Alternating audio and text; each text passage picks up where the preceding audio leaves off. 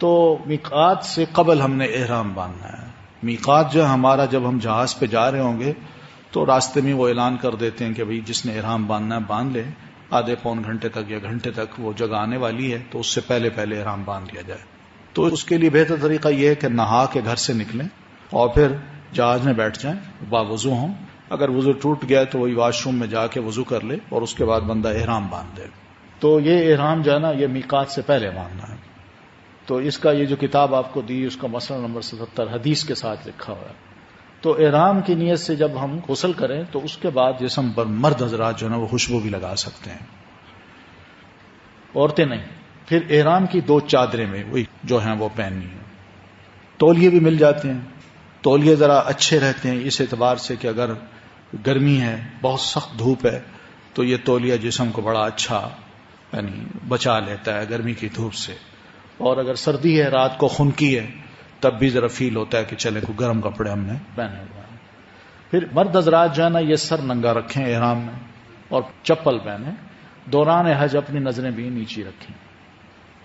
حج 3 قسم کا ہوتا ہے. نیت انسان جب کرتا ہے نا تو وہ 3 قسم کی نیتیں حج کی ہوتی ہیں. ایک نیت ہوتی ہے حج افراد کی کہ میں صرف حج کروں گا، میں نے عمرہ نہیں کرنا. اور انسان میقات سے پہلے احرام باندھ لیتا ہے اور احرام باندھ کے جب وہاں جاتا ہے حرم میں جا کے اپنی نمازیں پڑھتا ہے. جب حج کے دن آتے ہیں 8ویں تاریخ کو اسی حالت میں پھر چلا جاتا ہے مینا میں. تو صرف حج کرتا ہے تو اس حج کو کہتے ہیں حج افراد. دوسرا ہے حج قران، یہ دوسری نیت ہے، کوئی اور نیت. یہ نیت یہ ہے کہ میں احرام باندھوں اور پھر میں نے یہ نیت یہ کی کہ میں نے عمرہ اور حج اکٹھا کرنا ہے، ایک ہی احرام کے ساتھ کرنا ہے. تو وہ جا کے میں عمرہ کر لیتا ہوں، پھر عمرے کے بعد میں احرام نہیں کھولتا، چاہے 2 مہینے پڑے ہوں بیچ میں حج کے یا ہفتہ 10 دن پڑے ہوں، میں احرام نہیں کھولتا، احرام کی حالت میں رہتا ہوں. اور پھر جب حج کے دن آتے ہیں تو اسی احرام میں چلا جاتا ہوں، حج کرتا ہوں اور پھر اس کے بعد احرام کھولتا ہوں. اس کو کہتے ہیں حج قران، جس میں عمرہ اور حج دونوں کو ملا دیتا ہوں ایک ہی نیت کے ساتھ. پھر تیسرا حج ہوتا ہے حج تمتع، جو اکثر و بیشتر ہم مسلمان کرتے ہیں جو یہاں سے جاتے ہیں. یہ تمتع لفظ ہے، اس کا مطلب ہے فائدہ اٹھانا. وہ یوں کہ میں یہاں سے جاؤں، میری نیت یہ ہو کہ پہلے میں عمرہ کروں گا، پھر احرام کھول دوں گا، پھر حج کے جب دن آئیں گے تو پھر احرام باندھ کے حج کروں گا. تو عمرہ کرنے کے بعد جو میں نے احرام کھولا اور حج کے دن تک کھولا تو یہ درمیان میں نے فائدہ اٹھا لیا. فائدہ اس طرح کا جس طرح میں گھر میں رہتا ہوں وہاں میں رہ لیا. تو اس کو کہتے ہیں حج تمتع. تو ہماری نیت دیکھ لیجیے آپ کی کیا نیت ہو. آپ نے حج افراد کرنا ہے، تمتع کرنا ہے یا حج قران کرنا ہے. تو حج تمتع ہی زیادہ مناسب لگتا ہے کہ آدمی جائے پہلے عمرہ کر لے اور پھر اس کے بعد احرام کھول دے، پھر جب حج کے دن آئیں 8ویں تاریخ کو نہا دھو کے اپنی کمرے سے احرام باندھ کے نکل جائے. تو یہ طریقہ ہے. تو بہرحال اگر حج تمتع کی نیت ہے تو پھر اس کے الفاظ یہ ہیں لبیک اللہم حجا بالتمتع، اللہ میں حاضر ہو رہا ہوں حج تمتع کی نیت کے ساتھ.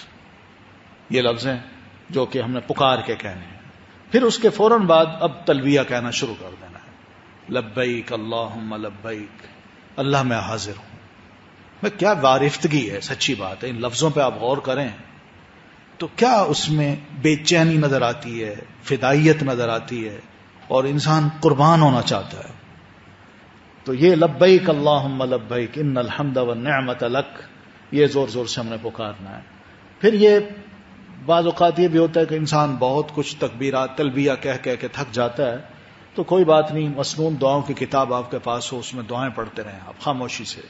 پھر سفر کی دعائیں جو ہیں وہ بھی ساتھ ساتھ پڑھتے رہیں جب ہم سفر میں ہوں. تو حج تمتع کی نیت کر کے اب ہم جدہ ایئرپورٹ پر پہنچیں تو وہاں سے پھر ذرا حوصلے کے ساتھ آرام سے، بڑا رش ہوگا، تھوڑا سا آپ کو بٹھایا جائے گا، تو بہرحال آرام سے رہیے، وہاں کوئی مسئلہ نہیں ہے.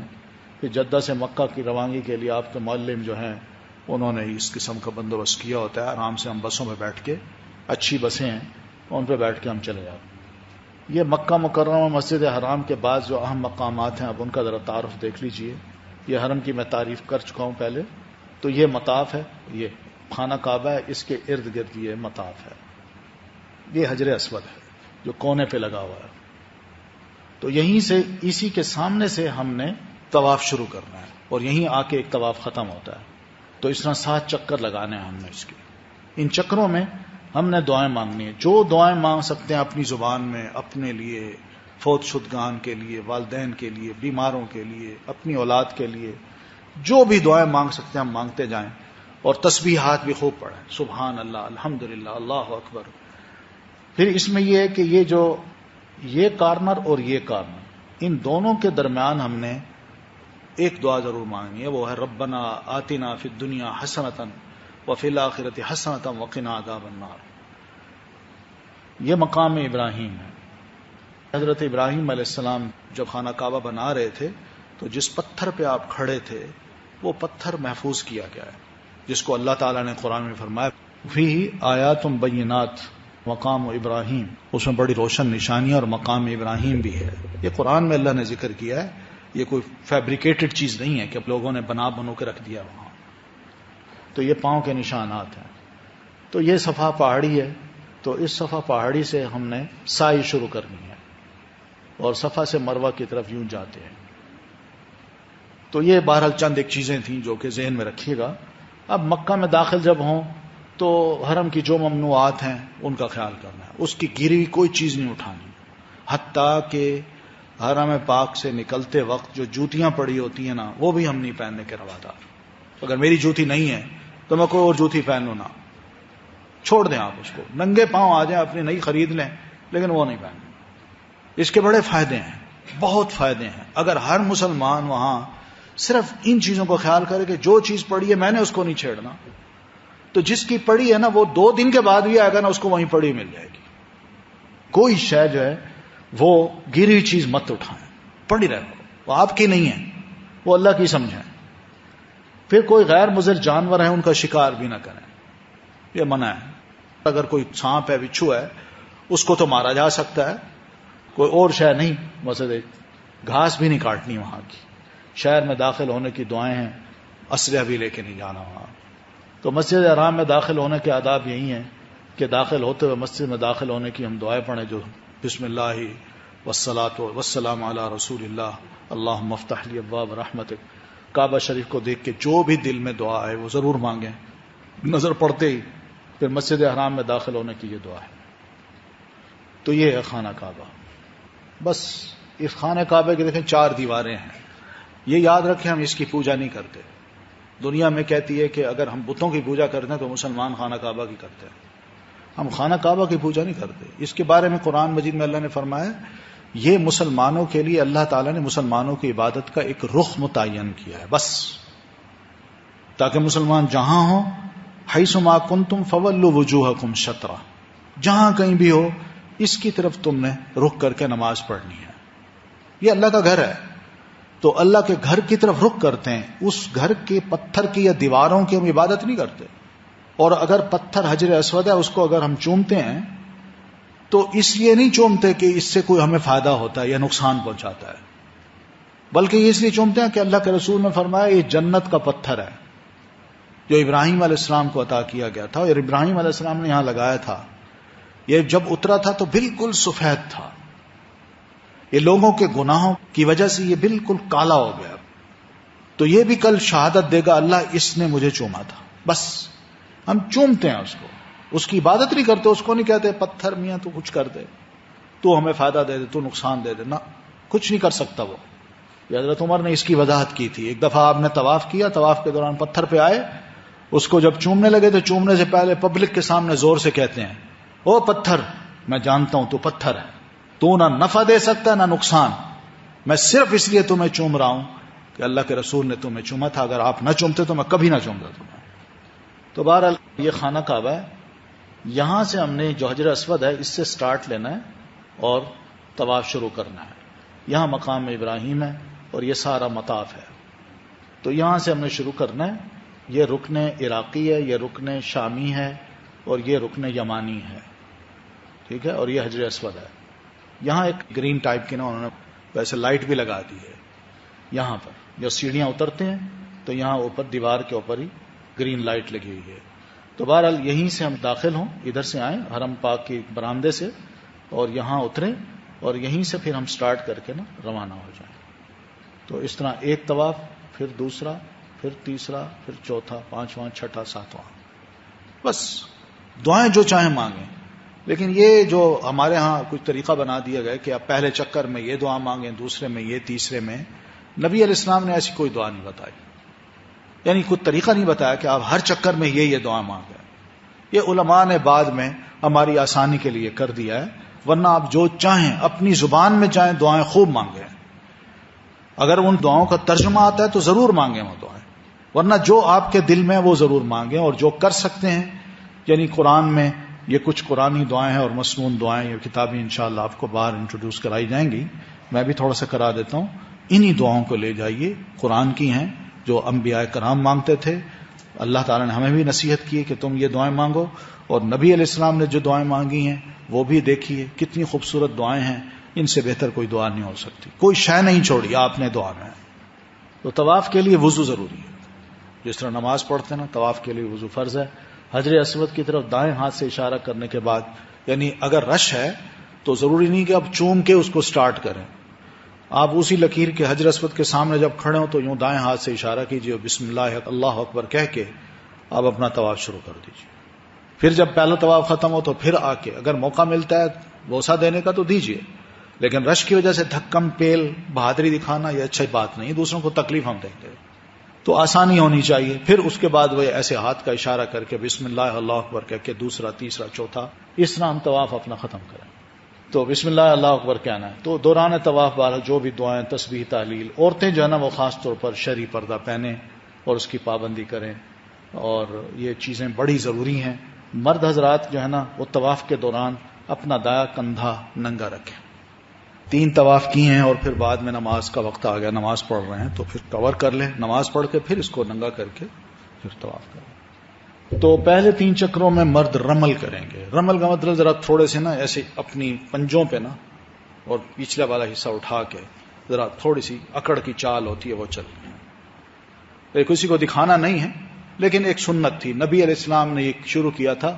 جو کفار تھے نا ادھر ادھر کے، ان کو ذرا دکھاتے تھے کہ وہ سمجھتے تھے کہ مدینہ جا کے بیمار ہو گئے مسلمان اور ان کے اندر ہمت نہیں ہے اب، تو ذرا آپ نے کہا اس طرح چلو، ان کو سمجھ آئے ابھی ہمت ہے ہمارے اندر. تو وہ ہمت دوسروں کو بھی ہم دکھا سکتے ہیں. آخر چینلز پہ یہ سب چیزیں آتی ہیں تو دوسرے بھی دیکھتے ہیں یہ چیزیں، کوئی مسئلہ نہیں اس میں. تو رکن یمانی سے حجر اسود تک یہ دعا پڑھنی ہے، ربنا آتنا. اس طرح 7 چکر پورے کر کے طواف میں حتیم کے باہر سے ہم نے گزرنا ہے. یہ حتیم ہے.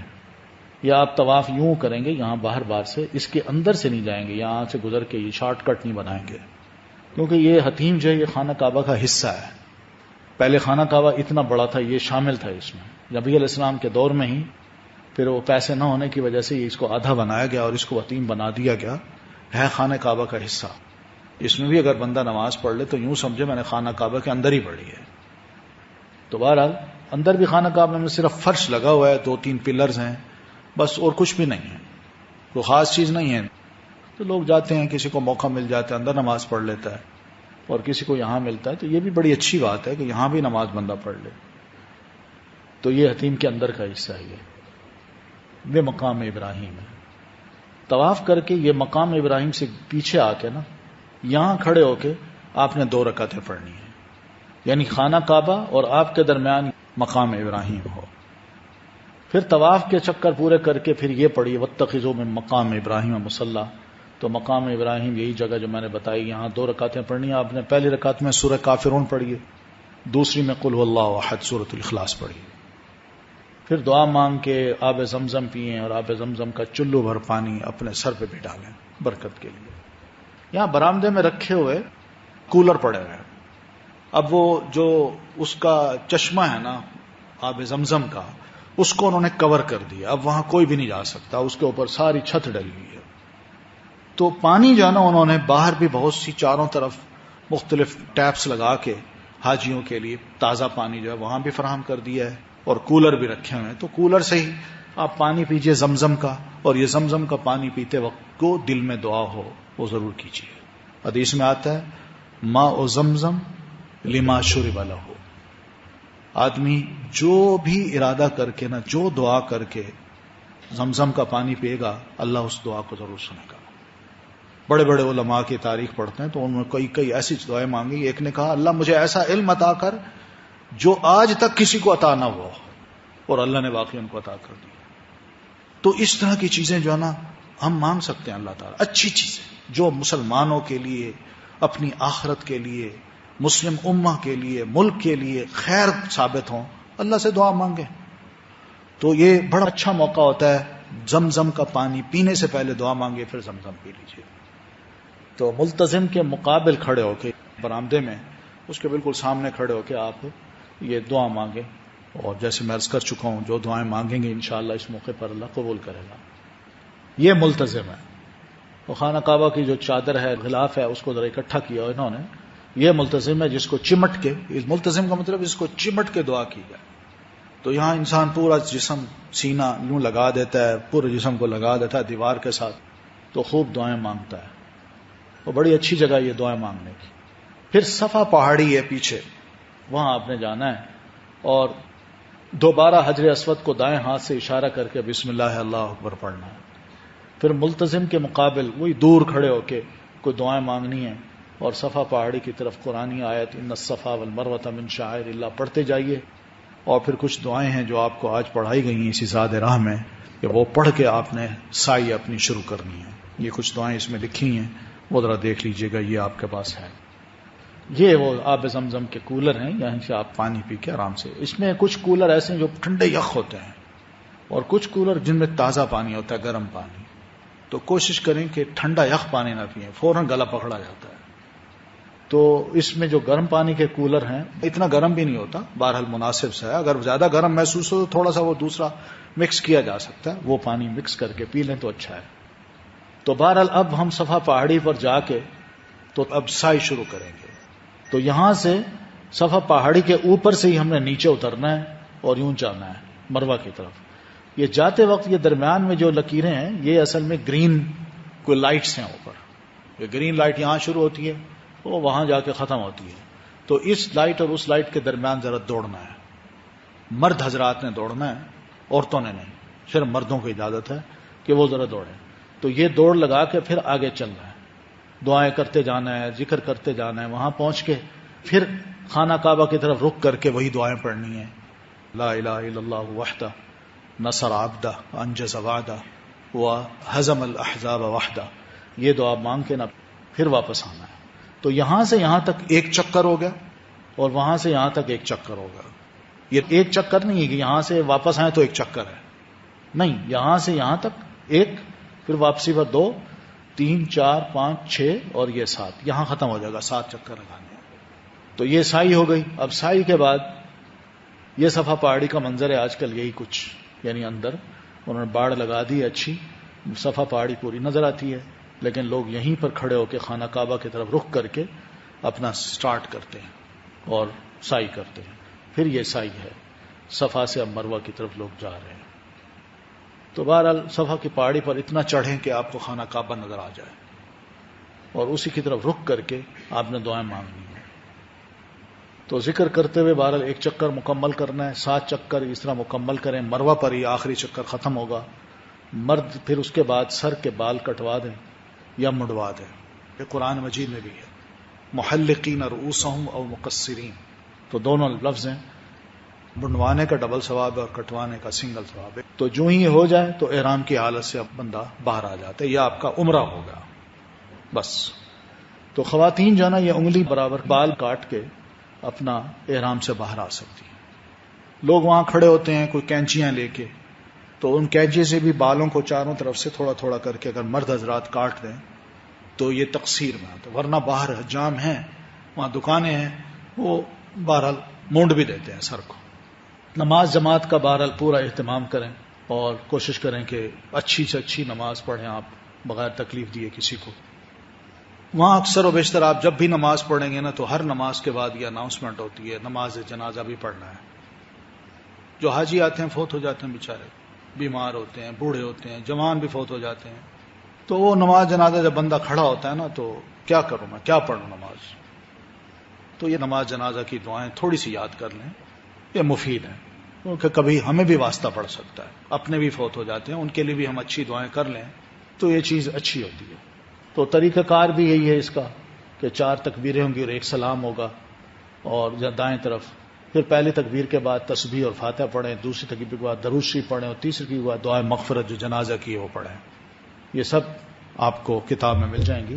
چوتھی تکبیر کے بعد صرف دائیں طرف سلام پھیر دیں، امام ایک طرف پھیرتے ہیں اس وجہ سے. نماز جمعہ بھی ہے کہ جمعہ پڑھیے، تو نماز جمعہ میں آپ یہ کریں، غسل بھی کریں، سرما بھی لگائیں، خوشبو بھی لگائیں، اچھے اچھے کپڑے پہنیں. یہ مسنون ہے، یعنی احرام کی حالت میں یہ نہیں.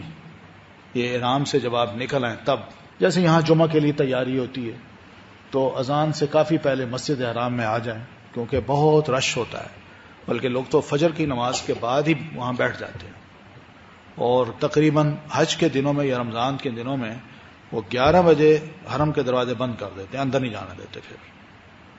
اور جمعہ ہوتا ہے کوئی تقریباً 12 ساڑھے 12 بجے جا کے. تو اس لیے جتنا بھی پہلے وہاں پہنچ سکیں تو اچھی بات ہے.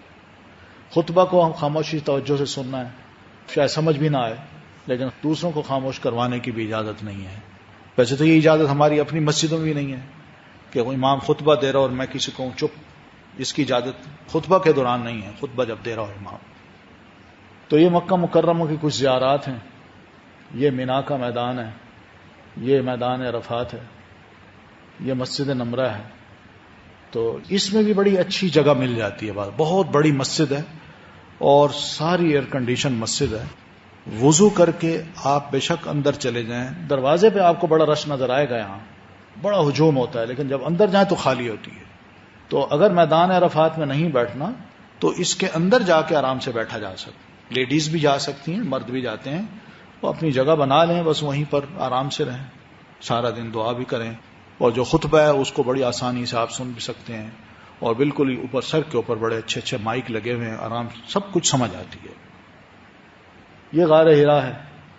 بہرحال یہاں اگر جانا ہو تو چلے جائیں، اگر وقت ہو تو. ہمت کی بات ہے. اور دیکھیے اس جگہ کو کہ کس طرح نبی صلی اللہ علیہ وسلم وہاں گئے تھے. بس آپ ایک دفعہ گئے، جو ہی وہی آپ پر نازل ہوئی، اس کے بعد آپ نے رخ نہیں کیا اس غار کا، کیونکہ اب غار میں بیٹھنے کا وقت نہیں تھا، اب کام کرنے کا وقت تھا. تو آپ نے پھر بھرپور کام کیا. یہ غار ثور ہے. جب آپ ہجرت کر کے مدینہ جا رہے تھے تو راستے میں آپ نے اس جگہ پہ اندر چھپ گئے تھے جا کے. یہ مکہ مکرمہ کا قبرستان ہے جس میں سیدہ خدیجہ ام المومنین بھی دفن ہیں، اور اکثر مسلمان جب فوت ہوتے ہیں تو ان کی قبریں بھی یہیں بنتی ہیں. یہ وہ گھر ہے جس میں نبی علیہ السلام پیدا ہوئے تھے. آج کل وہاں لائبریری بنی ہوئی ہے. یہ جب آپ نکلیں گے حرم سے، باب ملک عبدالعزیز سے نکل کے بائیں طرف جب آپ مڑیں تو اجیات کی طرف جب جائیں گے تو تھوڑا سا آگے جا کے بائیں ہاتھ پہ یہ گھر ہے. مدینہ منورہ کی چند ایک زیارات ہیں. مسجد نبوی ہے، قباء ہے، بقیع غرقد ہے، اور جبل احد ہے. یہ مسجد نبوی بہرحال پورا مسجد کا ہی احترام جیسے ہوتا ہے ویسے کرنا ہے. ہم نے تحیۃ المسجد بھی پڑھنی ہے، باوضو ہو کے وہاں جائیں، آرام سے بیٹھیں، ذکر اذکار کریں، قرآن پڑھیں، اور نبی علیہ الصلوۃ والتسلیم کی قبر پہ جا کے آپ کو سلام کریں، کیونکہ اتفاق سے آپ کی قبر وہیں ہے تو ہم نے سلام کرنا ہے. ورنہ جب آپ کی قبر بنائی گئی تھی تو یہ مسجد کا حصہ نہیں تھی، اب مسجد کے اندر آ، تو اس لیے ہم وہاں سلام ضرور کریں. اور وہاں 2 ہستیاں اور بھی ہیں، حضرت ابو بکر، حضرت عمر. ان کی بھی جو سوراخ ہیں ان کے اوپر لکھا ہے ابو بکر صدیق رضی اللہ تعالیٰ عنہ یہاں اس کے سامنے ہیں، اور یہاں حضرت عمر اس کے سامنے ہیں. قبریں نظر نہیں آتی لیکن وہیں کھڑے ہو کے ہم نے سلام کرنا ہے. ریاض الجنہ میں موقع ملے تو وہاں بھی جائیں، نماز پڑھیں. ریاض الجنہ کا ایک خاص کارپیٹ بچھا ہوا ہے جو نبی علیہ الصلوۃ والتسلیم کے حجرے ہیں نا، حجرے کے ساتھ ہی کر کے وہ جگہ ہے. اور یہ ان جگہوں کے آپ کے حجرے اور پرانا جو ممبر تھا جہاں آپ کھڑے ہو کے خطبہ دیتے تھے مسجد میں، تو وہ ممبر اور آپ کے حجروں کے درمیان کی جگہ جو ہے نا، آپ فرماتے ہیں ما بین بیتی و ممبری روضۃ من ریاض الجنہ، یعنی میرے ممبر اور میرے گھر کے درمیان کا جو حصہ ہے یہ جنت کے باغوں میں ایک باغ ہے. تو اس میں بھی 2 رکعت پڑھ سکیں تو ضرور پڑھیں، لیکن رش نہیں، دھکم پیل سے نہیں، موقع ملے تو آسانی سے. تو بہرحال یہ زیارت ہے کہ نبی علیہ السلام کی روضے پر جا کے، قبر پہ جا کے آپ جو ہے السلام علیکہ ایھا النبی ورحمۃ اللہ وبرکاتہ کہنا ہے. اسی طرح السلام علیکہ یا ابا بکر الصدیق رضی اللہ عنہ کہنا ہے، یا عمر بن خطاب رضی اللہ عنہ کہنا ہے. تو یہ سلام کرنا ہے. تو مسجد نبوی میں باجماعت جو نماز پڑھیں گے وہ 1000 نمازوں کا ثواب ملتا ہے بنسبت دوسری مسجد میں نماز پڑھنے کے. لیکن خانہ کعبہ میں ایک نماز پڑھیں گے تو اس کا 1,00,000 نمازوں کا ثواب ملتا ہے بنسبت دوسری نمازوں کی. تو دونوں میں بڑا فرق ہے. تو اس لیے خانہ کعبہ میں کوئی بھی چانس ضائع نہ کیجیے کہ وہاں نماز جو نا بغیر جماعت کے رہ جائے. یہ مسجد نبوی کا بہرحال منظر ہے. ایک خواتین کے الگ الگ دروازے ہیں، مردوں کے الگ بنا دیے ہیں. تو یہ منبر رسول ہے پرانا. اس کے اور نبی علیہ السلام کے حجرے ان کی دیوار کے درمیان کا حصہ جو ہے اس کو کہا ہے آپ نے کہ یہ روضۃ من ریاض الجنہ ہے. یہ پرانا منبر ہے آپ کا یہ والا. یہ روضۃ من ریاض الجنہ کا کارپیٹ ہے. یہ ڈیفرنٹ ہے تھوڑا سا دوسرے کارپیٹ سے. تو پھر اس کے بعد مسجد قباء میں بھی اگر جا سکیں حج کے بعد جب مدینہ جاتا ہے آدمی تو مسجد قباء میں بھی جائیے، وہاں بھی نماز پڑھیے. آپ فرماتے ہیں جو وہاں آتا ہے نماز پڑھتا ہے اس کو 1 عمرے کا ثواب ملتا ہے. آپ بھی جایا کرتے تھے، ہر ہفتے 10 دن بعد آپ وہاں ضرور جاتے. اللہ تعالیٰ نے مسجد قباء والوں کی تعریف کی ہے، جو نمازی تھے قرآن مجید میں ان کی تعریف کی ہے. تو بہت بڑے اچھے لوگ تھے وہاں. تو یہ مسجد قباء ہے. یہ میدان البقیع ہے، یہ بقیع غرقد جس کو ہم جنت البقیع کہتے ہیں. مسجد سے نکلے نا باب جبریل سے تو سامنے یہ بقیع غرقد ہے اور یہ قبریں ہیں. بس یہ قبریں ہیں، ان پتھر رکھے ہوئے ہیں بس، اور کوئی خاص کتبے نہیں ہیں، کوئی نشان نہیں ہے، بس اتنا ہے بس. اور پھر یہ کہ یہ بہت بڑا میدان ہے. کچھ تو انہوں نے یہ چھوڑ دیے ہیں جو مشہور شخصیات ہیں، نام نہیں لکھے ہوئے. وہاں کے جو لوگ ہیں وہ بتا سکتے ہیں کہ یہ قبر کس کی، یہ قبر کس کی ہے. لیکن اکثر جو ہیں وہ قبریں ایسی بنی ہیں، یہ دیکھیں نا ایک خندق کی طرح، یہ بالکل ایسے راستہ جیسے بنا نا، یہ خندق کی طرح قبریں بنی ہیں. یعنی آدمی کو دفناتے ہیں، اس کو بند کر دیتے ہیں، پھر اس کے بعد دوسری قبر وہیں کھودتے ہیں. پوری ایک خندق ہے. وہ جب خندق بھر جاتی ہے تو پھر دوسری، پھر تیسری، چوتھی، پانچویں، چھٹی. تو یہ خندق جب فل ہو جاتی ہیں تو پھر پہلی خندق کی جو ہڈیاں ہیں وہ اکٹھی کر کے ان کو بڑا ڈیپلی جا کے اس کو دفن کر دیتے ہیں. پھر اس طرح وہ نئے سرے سے شروع ہوتا جاتا ہے. ہونا بھی یہی چاہیے. جہاں آبادی زیادہ ہو، وہاں جگہ کی تنگی ہو، تو قبروں کو اس طرح بنایا جانا چاہیے. وہ ٹھیک ہے، کوئی 10 سال بعد، 15 سال بعد اگر کوئی لاش بچی ہوئی ہے تو اس کو بڑے احترام سے یعنی ایسی جگہوں پہ دفنایا جا سکتا ہے. اگر کوئی بچی نہیں ہے تو پھر ان کی ہڈیاں اکٹھی کر کے ان کو نیچے گہرائی میں کہیں بھی دفنایا جا سکتا ہے بس. تو اس طرح انہوں نے کچھ میدان بھی چھوڑا ہوا ہے، کچھ قبریں ایسے چھوڑ بھی دی ہیں، کچھ مخصوص لوگوں کی ہیں، نام نہیں لکھا ہوا، اور باقی یہ سب جنا اس طرح کی لائنیں بنا کے انہوں نے ان میں لوگوں کو دفنا دیتے ہیں اور پھر اکٹھی کر لیتے ہیں. جبل احد، میدان احد جو ہوا تھا اس میں بڑی شہادتیں ہوئی تھیں. کچھ سیدنا حمزہ رضی اللہ تعالیٰ عنہ اور بہت سے اور صحابہ جو ہیں دفن ہیں وہاں. تو آپ نے جبل احد کے بارے میں فرمایا کہ احد مجھ سے محبت کرتا ہے اور میں احد سے محبت کرتا ہوں. قیامت کے دن جبل احد پہاڑوں کا سردار ہوگا، یہ آپ نے فرمایا. تو یہ جبل احد ہے، اور اسی کے ساتھ دامن میں ہی یہاں مسجد بنی ہے، اور اس مسجد سے ذرا پہلے کر کے شہداء جو ہے نا وہ دفن ہے. یہ وہ مسجد ہے جو قبلتین کہلاتی ہے. یعنی جہاں نماز پڑھ رہے تھے مسلمان تو آنے والے نے آ کے بتایا کہ قبلہ بدل گیا. تو جب انہوں نے نماز پڑھی تو بیت المقدس کی طرف تھے، آنے والے نے جب بتایا تو وہیں مڑ گئے نماز کے دوران. تو شروع کی تو قبلہ اور تھا، سلام پھیرا تو قبلہ اور تھا. تو اس وجہ سے 2 قبلے تھے ایک نماز کے. تو اس وجہ سے اس مسجد کا نام 2 قبلے والی مسجد یہ بن گیا.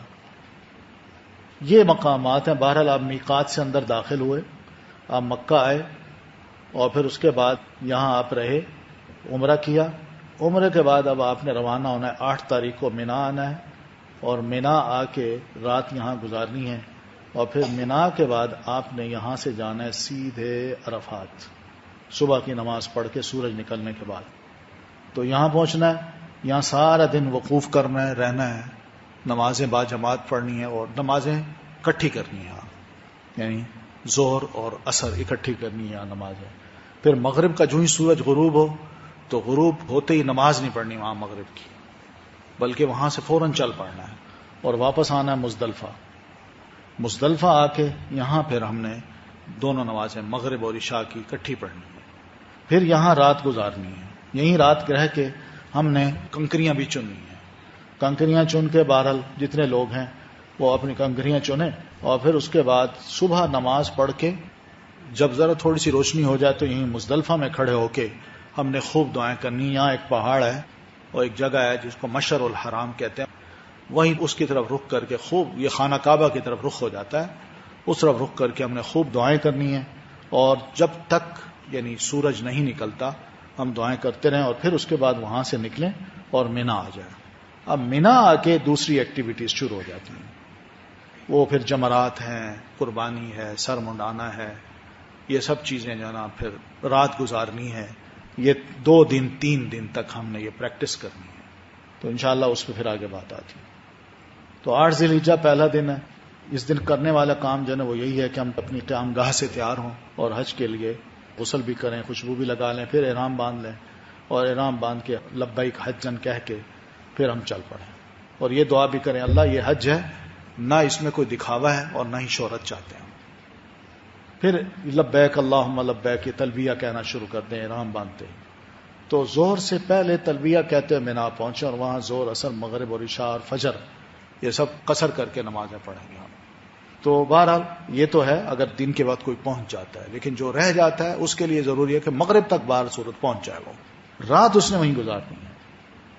تو یہ مینا کا سٹارٹ ہے، یہاں سے مینا سٹارٹ ہوتا ہے، یہ آپ کو بورڈ نظر آئے گا، لیکن الحمدللہ اس دفعہ تو بڑا اچھا بندوبست ہو گیا، انہوں نے ٹرینز بنا دی ہیں، وہ لائن بچھائی، تو ٹرین پہ حاجی بیٹھ کے حرم پاک کے قریب سے ہی، میرے خیال سنا ہے کہ اس دفعہ شروع کر رہے ہیں، یعنی آپ باب ملک عبدالعزیز سے نکلیں گے تو سامنے جو مکہ ٹاور ہے اسی کے ساتھ ہی کر کے نیچے وہ ٹرین کا اسٹیشن بنایا انہوں نے، تو وہیں سے وہ گاڑی چلے گی ٹرین، وہ مینا بھی لے جائے گی، عرفات بھی لے جائے گی، مزدلفہ بھی لے آئے گی، اور پھر اس کے بعد واپس مینا بھی لائے گی اور مکہ بھی لے آئے گی، یعنی حرم پاک میں اتارے گی۔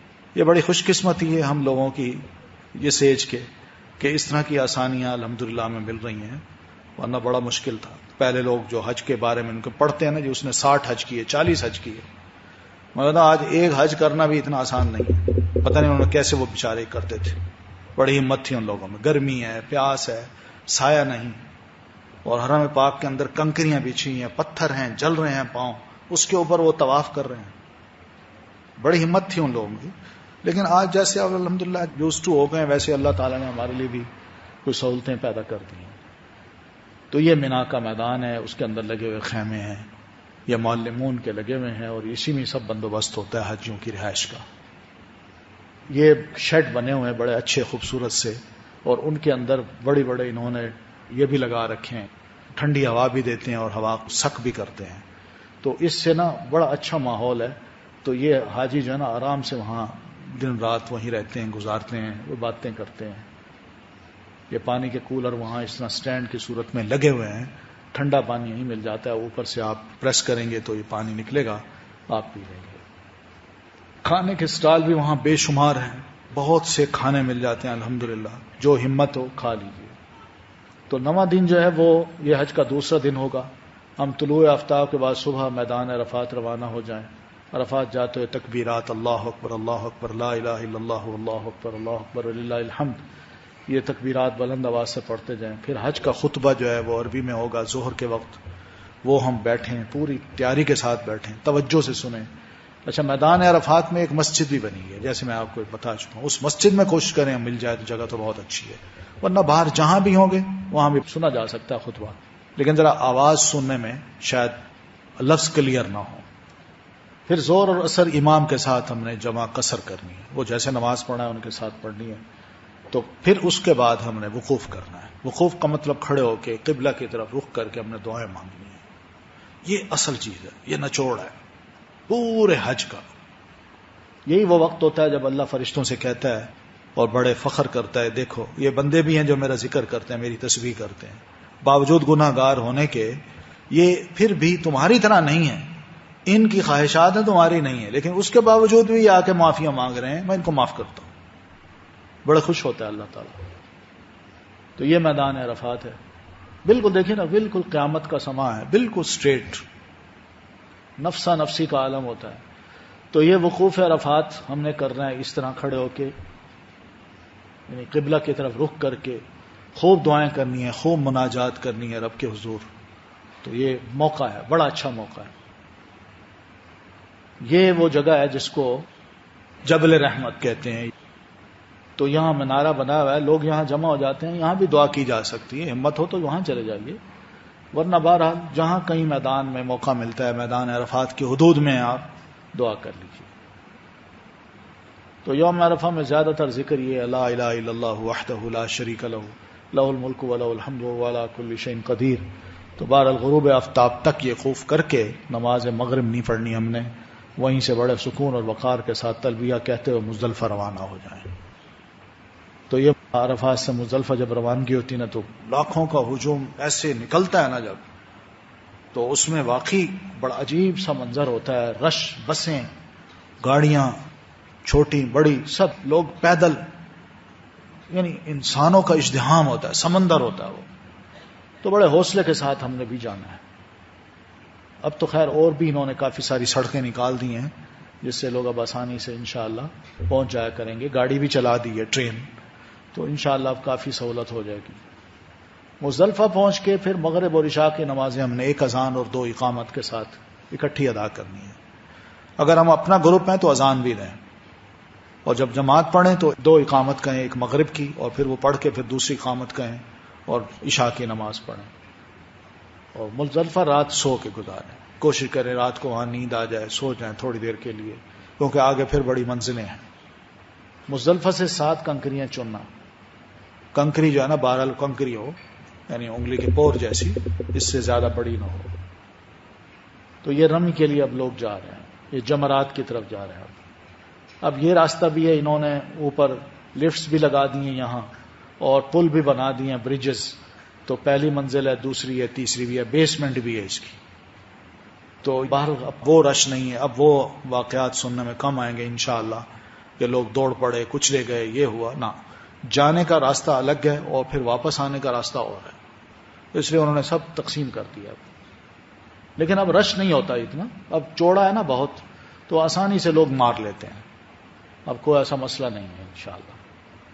تیسرا دن جو ہے، نماز فجر ادا کرنے کے بعد پھر قبلہ رخ کھڑے ہو کے دعائیں مانگنی ہیں اور خوب تکبیر و تحلیل کرنی ہے سورج طلوع ہونے تک. اور پھر اس کے بعد طلوع آفتاب سے ذرا تھوڑا سا پہلے سکون اور وقار کے ساتھ تلبیہ کہتے ہوئے ہم مینا پہنچ جائیں اور راستے میں وادی محصر سے تیزی سے گزریں. یہ کب؟ جب ہم مزدلفہ میں رات گزاریں گے، فجر کی نماز پڑھ کے دعائیں کر کے سورج نکلتے وقت ہم وہاں سے نکلنا ہے اور مینا کی طرف روانہ ہونا ہے. یعنی ایک میدان کے بعد دوسرا میدان ہے. تو مینا میں جب آنا ہے تو راستے میں ایک وادی آئے گی جس کو محصر وادی کہتے ہیں. یہ وہ وادی ہے جہاں اصحاب الفیل مارے گئے تھے، مغمس بھی اس کو کہتے ہیں. اور یہ وادی وہ ہے کہ نبی علیہ السلام وہاں تیزی سے گزر گئے تھے، کیونکہ جہاں عذاب ہوتا ہے مصنون طریقہ یہ کہ وہاں تیزی سے انسان گزر جائے، کھڑا نہ ہو. پھر اس کے بعد مینا پہنچ کے طلوع آفتاب کے بعد جمرہ عقبہ کی رمی کرنی ہے. اس کو مارتے وقت تلبیہ پہلے چھوڑ دینا ہے. پھر رمی کے بعد ہم نے قربانی بھی کرنی ہے. اسی دن پہلے دن کر لیں تو اچھا ہے. تو یہ 2 بڑے اہم کام ہو جائیں گے. پھر اب تیسرا کام آگے ہوگا طواف کا.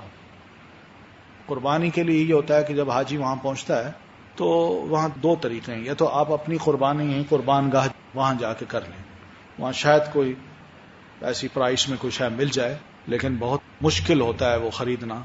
تو اس لیے وہاں ایک راجھی بینک ہے، اس کو جا کے نا بندہ کہہ دیتا ہے مجھے 2 یا 3 قربانیاں میں نے کروانی ہیں، تو وہ ٹکٹ دے دیتے ہیں، ہمیں ٹوکن دیتے ہیں اور اس پہ ٹائم لکھا ہوتا ہے، نام بھی لکھا ہوتا ہے آپ کا اور وقت بھی لکھا ہوتا ہے، اور اس کی پرائس بھی فکسڈ ہے.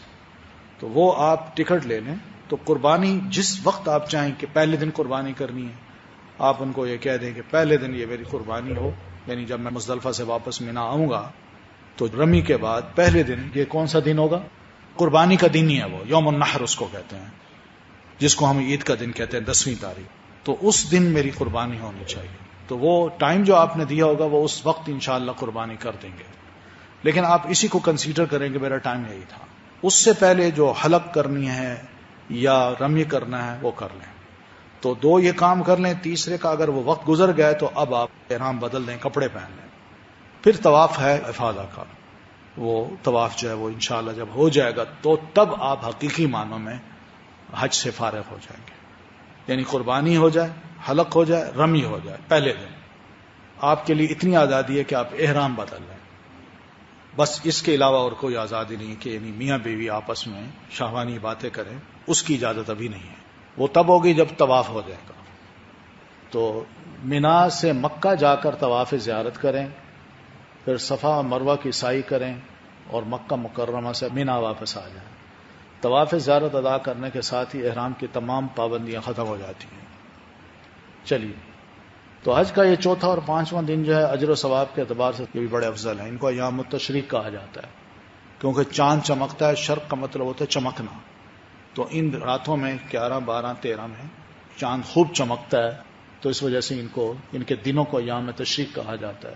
تو 11، 12 کی راتیں ہم نے مینا گزارنی ہے، اور روزانہ زوال آفتاب کے بعد جمرہ اولا، جمرہ وسطی اور جمرہ عقبہ کی بالترتیب کنکریاں مارنی ہیں۔ پہلے دن جو ہے نا ہم نے صرف ایک جمرے کو مارنی ہے، جمرہ عقبہ کو، اور پھر دوسرے دن 11، 12 کو یہ تینوں کو مارنا ہے ترتیب سے۔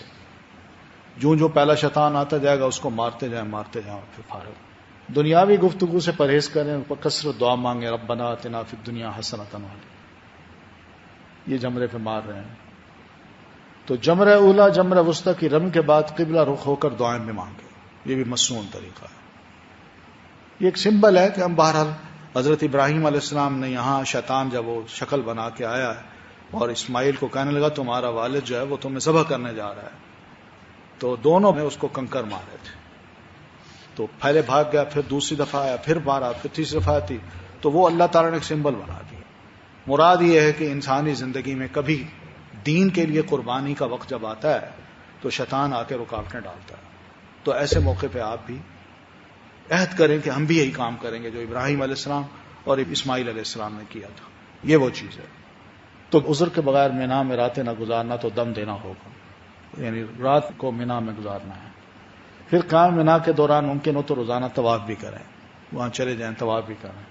مسجد خیف یہ مینا کے اندر ایک مسجد ہے، تو اس میں باجماعت نماز ادا کریں، وہاں پہنچیں۔ مسجد بڑی اچھی ہے، بہت بڑی بنی ہوئی ہے، وہاں بھی خوب دعائیں مانگی جا سکتی ہیں۔ 12 ذی الحجہ کو مینا سے واپس آنا ہو تو غروب آفتاب سے قبل مینا سے واپس آ جائیں۔ بہرحال یہ حج کے ریچول جب ہو جائیں تو مکہ سے رخصت ہونے کا دن آ جائے تو طواف وداع کرنا ہے، ہم نے خدا حافظ کہنے کا طواف۔ مطلب ہے کہ زندگی رہی تو اللہ نے توفیق دی تو دوبارہ ضرور آؤں گا، یعنی بڑے جس طرح کسی کو الوداع کہتے ہیں نا تو انسان کا دل ذرا مرجھایا ہوتا ہے، ایک رونے کی کیفیت ہوتی ہے کہ بڑی اچھی چیز کو میں خدا حافظ کہہ رہا ہوں۔ تو یہ طواف وداع کا مقصد یہی ہے کہ بہت مزہ آیا، بہت سکون ملا، عبادت کرنے کا موقع ملا، تو بہرحال خدا حافظ، دعا ہے کہ اللہ تعالیٰ مجھے دوبارہ لے آئے، یہ ہوتا ہے۔ تو اس طواف میں سعی نہیں کرتے ورنہ وہ عمرہ ہو جائے، صرف طواف کرنا ہے۔ تو حالت حیض میں خواتین کو طواف وداع نہ کرنے کی رخصت بھی ہے، وہ اگر نہ کریں طواف تو کوئی حرج نہیں۔ تو حج کے بعد پھر کیا کرنا ہے یہ ہم سب جانتے ہیں کہ الحمدللہ بڑے عہد کیے ہوتے ہیں اللہ تعالیٰ سے، اور بڑی دعائیں کی ہوتی ہیں، بڑے وعدے کیے ہوتے ہیں کہ اللہ آئندہ یہ نہیں کریں گے۔ تو بہرحال حج کے بعد جو اصل مقصد ہے وہ یہی ہے کہ ہر ریچول، ہر عبادت جو اللہ تعالیٰ ہم سے کراتا ہے اس کا ایک مقصد ہے۔ جیسے نماز کے بارے میں اللہ نے فرمایا نماز پڑھو گے تو اس کا فائدہ یہ ہوگا کہ تم منکر اور فحش سے بچ جاؤ گے۔ حج کے بعد ہم کن کن چیزوں سے بچیں، یہ ہمارا وہ عہد ہے جو ہم اللہ تعالیٰ سے حج کے دوران کرتے ہیں، توبہ طائب ہوتے ہیں۔ تو اب حج مبرور وہی بنے گا جب ہمارے اندر واقعی حج کے بعد کوئی چینج آ جاتی ہے۔ اگر یہ چینج آتی ہے تو کچھ کہنے کی ضرورت نہیں ہے، انشاءاللہ یہ حج مقبول ہے، کیونکہ بندے نے اثر لیا ہے، اور اس اثر کا یہ نتیجہ ہے کہ اس کی ذات میں، اس کی اپنی گفتگو میں، اس کے معاملات میں بہت حد تک چینج آ گئی ہے۔ یہی سب سے بڑی کامیابی ہے، اور یہی حج ہے جو اللہ کے نزدیک قبول ہو گیا ہے۔ بہرحال تقبل اللہ منا ومنکم، یہ ایک دعا ہے، جب حج کر لیتا ہے تو اس کو یہ دعا کی جاتی ہے کہ اللہ تمہارا یہ حج قبول فرمائے اور ہمارا بھی حج قبول فرمائے، ہماری عبادتیں قبول فرمائے، تمہاری عبادتیں قبول فرمائے۔ تو یہ ایک مختصر سی پریزنٹیشن ہے۔ بہرحال وہ چیزیں تو ہم آپ کو دکھا نہیں سکے جو اس وقت لائیو وہاں موجود ہیں، کیونکہ آئے دن وہاں تبدیلیاں ہو رہی ہیں، تو بڑی بڑی عمارتیں گرا دی ہیں اور بہت کھلا کیا جا رہا ہے حرم کو، اور یہ اس حج کے بعد پھر عمرے کی 1 سال کی پابندی بھی لگ رہی ہے، تو 1 سال کے لیے عمرے کو بالکل نہیں دے رہے، کیونکہ اندر حج کا جو مطاف ہے اس کو بڑا کر رہے ہیں، اور بہت سی بلڈنگ چاروں طرف سے گرا کے حج کے مطاف کو بڑا کر رہے ہیں تاکہ لوگ اب آئیں کیونکہ بڑھتے جا رہے ہیں نا، ہر سال لوگوں کی تعداد بڑھتی جا رہی ہے، آنا بھی ان کا آسان ہو رہا ہے، تو اس لیے ان کی یہ ایک پروجیکٹ ہے جو حج کے فوراً بعد شروع کر رہے ہیں. تو یہ تو تھا مختصر سا تھوڑا سا حج کے بارے میں گفتگو. یہ کچھ کتابیں ہیں جو کہ الہدیٰ نے یہاں چھپوائی ہیں. یہ قرآن اور مسنون دعائیں ہیں. یہ 2 سائزز میں، ایک پاکٹ سائز میں، ایک بڑے سائز میں ہے. یہ حج بیت اللہ کی پوری ترتیب جو ہے وہ بھی اس میں یعنی اس کتاب میں بتائی ہے. پھر اسی طرح کچھ اور دعائیں ہیں جو ایاک نستعین کے نام سے ہیں، بڑی اچھی. یہ اس میں انگلش، اردو اور عربی تینوں یعنی موجود ہیں، تو ان کو بھی دیکھ لیجئے گا. یہ باہر رکھی ہوئی ہیں. کچھ پمفلٹ بھی ہیں، ان میں بھی آپ دیکھیں، ان میں اچھے مسائل لکھے ہوئے ہیں. عشرہ ذوالحجہ کس طرح گزارنا ہے اور عمرہ کس طرح کرنا ہے. خواتین کے بہت سے مسائل ایسے ہیں جو شاید خواتین بھی جاننا چاہیں، تو اس میں بھی کچھ ان کے مسائل، یہ ان کے لیے بھی ایک چھوٹا سا بکلیٹ ہے، یہ کتاب ہے، یہ دیکھ لیجئے. تو کچھ سی ڈیز بھی ہیں جو حج کی تیار کی ہوئی ہیں، اور اس کو بھی آپ سن سکتی ہیں. یہ نبی علیہ السلام کے جو آپ نے حج کیا تھا اس کا آنکھوں دیکھا حال ایک صحابی نے خود بیان کیا، تو اس کی بھی بڑی اچھی ایک کمنٹری ہے، یہ بھی آپ دیکھ سکتے ہیں. اور پھر عشرہ ذوالحجہ کے یہ دن جو ہیں یہ بھی. اسی طرح ایک چھوٹا سا یہ بنایا ہے کارڈز، تو اس میں اچھا ہے کہ یہ لٹکا ہوا دھاگے کے ساتھ، تو اس کو انسان یوں موڑتا جائے اور پڑھتا جائے وقتاً فوقتاً میں نے اب کیا کرنا ہے. تو یہ بھی فائدہ دینے والی چیز ہے. عین وقت پہ آپ اس کو کھولیے اور اس میں ساری آپ کو معلومات اس وقت کی جو آپ چاہتے ہیں کرنا وہ بڑی آسانی سے مل جائیں گے.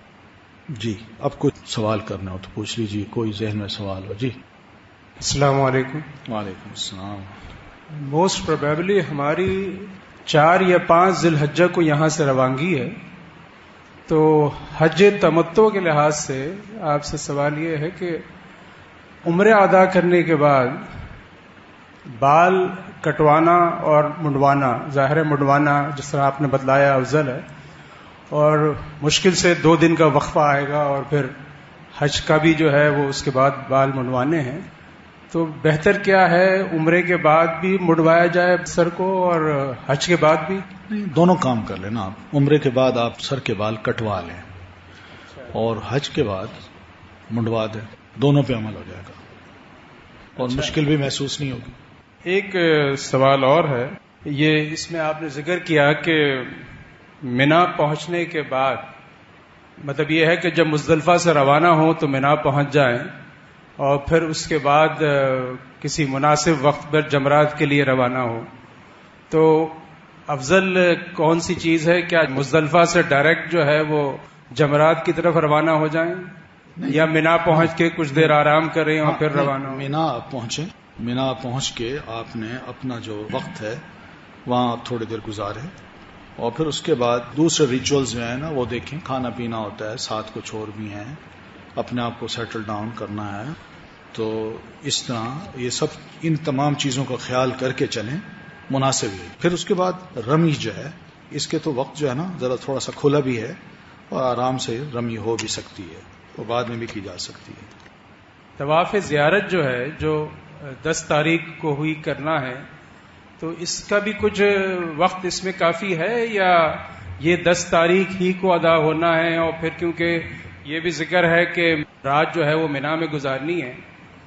نہیں، اگر آپ اس دن نہیں کر سکتے تو اگلے دن کر لیں. اگلے دن بھی گنجائش ہے پوری کرنے کی؟ دیکھیں نا، ایک دوسرے کے بعد یہ لگاتار جو چیزیں آئیں گی نا، تو ذرا آگے پیچھے اگر ہو جاتا ہے تو کوئی حرج نہیں ہے. اس طرح صحابہ کرام نبی علیہ السلام کے پاس ایک نے کہا جی میں نے سر منڈا لیا، قربانی نہیں کی. آپ نے فرمایا اب کر لو. ایک نے کہا جی میں نے قربانی کر لی، سر نہیں منڈایا، تو آپ نے کہا اب کر لو. تو اس میں کوئی ایسا کوئی سختی نہیں ہے. یا آپ کے پاس اگر یہ کتاب ہو تو اس میں کافی مسائل تفصیل سے لکھے ہوئے ہیں. کوشش یہی کریں کہ جو طواف ہے وہ اسی 10 تاریخ کو سارے کام کرنے کے بعد کر لیں. جی میرا اپنا تجربہ یہ ہے کہ جب آپ مزدلفہ سے آ رہے ہوتے ہیں تو آپ کے پاس کچھ سامان بھی ہوتا ہے. جی ہاں، چٹائی ہوتی ہے، کوئی چادر ہوتی ہے، تو بہتر یہ ہے کہ آپ پہلے سامان وہاں رکھ لیں. بالکل. کیونکہ جب آپ رمی کے لیے جا رہے ہیں تو آپ کے پاس بالکل کم سے کم ایسی چیزیں ہوں، کیونکہ رش بے شک بہت اچھے انتظامات ہیں ابھی، لیکن اس کے باوجود بھی جتنا آپ سامان سے فارغ ہو جائیں بالکل وہ آسانی ہوتی ہے نا، اتنی آسانی جو ہے نا وہ ورنہ رش میں کہاں سامان کو آپ اٹھاتے رہیں گے اور کہاں دھکم پیل میں. اب تو خیر الحمدللہ آسانی ہے، لیکن پھر بھی بہتر یہی ہے. میرا اپنا ایک چھوٹا سا سوال ہے کہ یہ جو جب آپ مزدلفہ سے واپس آ رہے ہیں تو 3 چیزیں آپ نے ابھی باقی ہیں، رمی ہے، قربانی ہے اور حلق ہے. کیا ان کی کوئی ترتیب بھی ہے یا کہ یہ کسی بھی ترتیب میں ہو سکتے ہیں؟ دیکھیے رمی، حلق اور قربانی میں 2 نقطہ نظر ہے. ایک نقطہ نظر یہ اس کی ترتیب ہونی چاہیے، اور دوسرا یہ ہے کہ آگے پیچھے رش کی وجہ سے آگے پیچھے اگر ہو تو کوئی حرج نہیں، کیونکہ حدیث میں یہ آتا ہے نبی صلی اللہ علیہ وسلم سے آ کے سوال کیا صحابہ نے، میں نے اللہ کے رسول قربانی کر لی اور میں حلق نہیں کرا سکا، تو آپ نے فرمایا اب کر لو. ایک نے کہا میں نے حلق کیا میں رمی نہیں کر سکا، آپ نے کہا اب کر لو. تو ترتیب ذرا آگے پیچھے ہو جائے، ان تینوں میں تو کوئی حرج نہیں ہے، کیونکہ ہر بات پہ آپ یہ فرماتے لا حرج لا حرج، کوئی بات نہیں، جاؤ اب یہ کر لو. تو یہ حدیث میں آتا ہے، صحیح حدیث ہے، اور نبی علیہ الصلوۃ والتسلیم نے اس کی اجازت دی ہے. تو رش میں اگر پابند کر لیا جائے کہ تم نے سیکوینس میں جانا ہے تو ذرا تھوڑا سا وہ اس کے لیے مشکل نہ ہو، آسانی اس کے لیے جہاں بھی کوئی کام کرنا آسان ہے تو وہ کر لے. یہ چانس دیا ہے نبی علیہ السلام نے. جی مستحب کیا ہے؟ جی افضل کیا ہے؟ جی ہاں دونوں افضل ہیں. مطلب ہے کہ ہر ایک کی آسانی دیکھی گئی ہے، ٹھیک، آسانی دیکھی گئی ہے، اور جو بھی آسانی حاجی کو اس حالت میں میسر آتی ہے وہ اس کو اویل کرے. بہت شکریہ. شولڈر کور ہونے، ہاں جب بھی نماز پڑھیں گے آپ تو شولڈر جو ہے نا کورڈ ہونا چاہیے ساری نماز. ہاں. طواف زیارت کے متعلق میرا دوسرا وہی سوال ہے کہ اس کا آپ نے کہا 10 تاریخ کو بھی ہو سکتا ہے اور 11 کو بھی، لیکن افضل 10 تاریخ ہی ہے. ہاں بہتر یہ 10 تاریخ کو ہی کر لیں گے. لیکن اس کا مناسب وقت کون سا ہوگا آپ کے اپنے ایکسپیرینس کے لحاظ سے؟ کیونکہ شروع میں تو بہت زیادہ رش ہوتا ہے اور طواف اور سعی دونوں میں غالباً ٹاپ پر جا کر کرنا پڑتا ہے کیونکہ گراؤنڈ پر بہت زیادہ رش ہوتا ہے. تو آپ کا ایکسپیرینس کیا بتلاتا ہے کہ مناسب وقت کون سا ہوگا؟ اصل میں لوگ جو ہے نا بعض تو رات کو جاتے ہیں، اس سارا دن گزار کے رات کو بھی چلے جاتے ہیں، اس وقت بھی کر لیتے ہیں. اور یہ بھی ہوتا ہے کہ یعنی جو 10ویں ذی الحجہ کی رات ہے نا، دن جو ہے نا اس سے پہلے کی جو رات ہے، اس رات میں لوگ اکثر و بیشتر کر لیتے ہیں طواف زیارت. اچھا. کیونکہ اجازت دی ہے وہاں کے علماء. تو دیکھ لیں سارا دن بھی پڑا ہے اور رات بھی پڑی ہے، اس میں کوئی بھی ایسا وقت جہاں رش کم ہو. رات مینا میں گزارنا ضروری نہیں ہے؟ پھر نہیں، رات کا حصہ کچھ گزار لینا. اچھا کچھ حصہ گزار، پھر اس کے بعد نکل جائیں. جی خواتین. السلام علیکم. حاجی جب عرفات میں جاتے ہیں اور ظہر اور عصر کی نماز با جماعت اور قصر جمع بین الصلاتین کرتے ہیں، تو اس کی وجہ سے بعض لوگ یہ بھی سمجھتے ہیں کہ جب منا پہنچیں گے تو وہاں پر بھی ہم جمع بین الصلاتین کر سکتے ہیں. تو یہ وضاحت ضروری تھی کہ منا میں جا کر ہر نماز جو ہے وہ الگ الگ ادا کرنی چاہیے، کیونکہ یہ بعض اوقات حاجیوں سے غلطی ہو جاتی ہے اور بعد میں پھر پچھتاتے ہیں جب بعد میں پتہ چلتا ہے. تو صحیح بات. اور دوسرا یہ کہ کنکریاں چننے کے لیے کیا مزدلفہ سے ہی چننی چاہیے یا کہیں اور سے چنی جا سکتی ہیں؟ جہاں سے ملتی ہوں وہاں ذرا آسانی ہے، پڑی ہوتی ہیں تو لے لیتے ہیں لوگ، ورنہ راستے میں کہیں بھی ادھر ادھر مل جاتی ہیں تو ضرور لے لی جائیں. السلام علیکم. جی وعلیکم السلام. یہ فرمائیے کہ حج کے دوران زکوٰۃ اور صدقہ دینے کا کیا حکم ہے، اور اگر حکم ہے تو اس کا کیا طریقہ مسنون ہے؟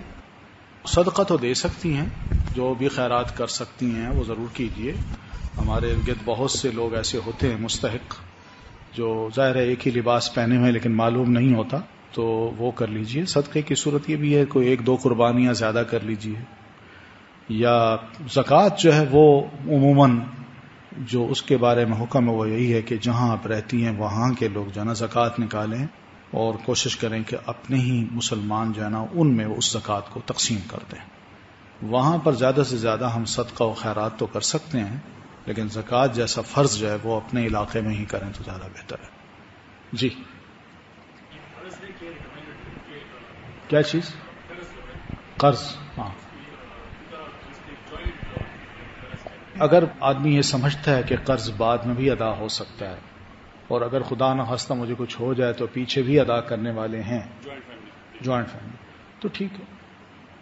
لیکن یہ اس صورت میں جب کہ پیسہ کو سرمایہ ہو، ہمت بھی ہو، اور بھی بچوں کا بھی پیسہ ہو، اور پھر قرض بھی ادا کرنا ہے اور قرض ادا کرنے کا بھی پیسہ ہو تو آدمی اسے ڈیلے نہ کرے, اس میں کوشش کرے کہ جانے سے پہلے پہلے یہ سب فرض ادا کر دے. نہیں, ہاتھ کو چومنا ضروری نہیں ہے, بس صرف وہی کہ جب حجر اسود کے سامنے آپ آئیں تو یوں ہاتھ اٹھا کے بسم اللہ اللہ اکبر کہیں اور چل پڑے. وہ دونوں ہاتھ اٹھا کے یوں کرنا کوئی ضروری نہیں ہے. جو قربانی ہم کریں گے حج کی, تو کیا ہمیں عید کی قربانی الگ کرنی ہوگی یا نہیں, ایک ہی قربانی؟ جو حاجی ہے اس کی وہی قربانی ہو جاتی ہے, اس کو کوئی ضرورت نہیں عید کی قربانی کرے. شکریہ. ہاں, پیچھے گھر والے جو ہیں وہ اگر گھر میں قربانی کرنا چاہتے ہیں تو وہ کر لیں. اچھا, ایک سوال ہے, یہ ایام تشریق میں 11-12 تاریخ کو جو کنکریاں مارنی ہیں اس کا زوال کے بعد وہ کنکری ماری جائے؟ جی, عام طور پہ ظہر کی نماز کے بعد پھر سلسلہ ظہر کی نماز کے بعد سے لے کر مغرب سے پہلے تک. اور پھر ان دنوں میں مطلب یہ بھی بہتر ہے کہ پھر کنکر مارنے کے بعد بندہ جو ہے وہ خانہ کعبہ چلے جائے اور طواف وغیرہ سلسلہ طواف کرائے پھر واپس آ جائے, رات وہیں گزار لے, مینا میں گزارے. چاہے وہ عشاء کے وقت بھی آتا ہے تو آ جائے, رات کا کچھ نہ کچھ حصہ مینا میں گزار لے. سوال تھا جی میرا کہ کسی کے لیے بھی عمرہ, جو چاہے وہ زندہ ہو چاہے وہ مردہ ہو, ہم وہاں جا کے ان کے لیے عمرہ یا حج کر سکتے ہیں؟ ہاں, جو بیمار ہیں وہ چاہتے ہیں عمرہ کرنا اور عمرہ نہیں کر سکتے, یا حج کرنا چاہتے ہیں حج نہیں کر سکتے, تو ان کی طرف سے عمرہ یا حج کیا جا سکتا ہے. اور فوت شدگان ہیں ان کی طرف سے بھی حج یا عمرہ کیا جا سکتا ہے. یہ نبی علیہ الصلوۃ والتسلیم سے ثابت ہے, آپ نے اجازت دی ہے اس کی. اور اگر بیٹا جو ہے وہ صابر استطاعت نہ ہو, ماں باپ کو حج نہ کرا سکتا ہو, تو بیٹیاں کروا سکتی ہیں حج اپنے والدین کو؟ نہیں, بیٹے پر بھی فرض نہیں ہے والدین کو حج کروانا, یہ تو استطاعت کی بات ہے. اگر کوئی تعاون کرتا ہے اس سلسلے میں اولاد میں تو اس کی اولاد کے یہ تعاون اس کے لیے بہت بڑا ثواب کا کام ہے اور سعادت کی بات ہے. والدین کو ضرور حج کروا دیں, چاہے بچی ہو یا بیٹا ہو, کوئی بھی ہو. جی, السلام علیکم ورحمۃ اللہ وبرکاتہ.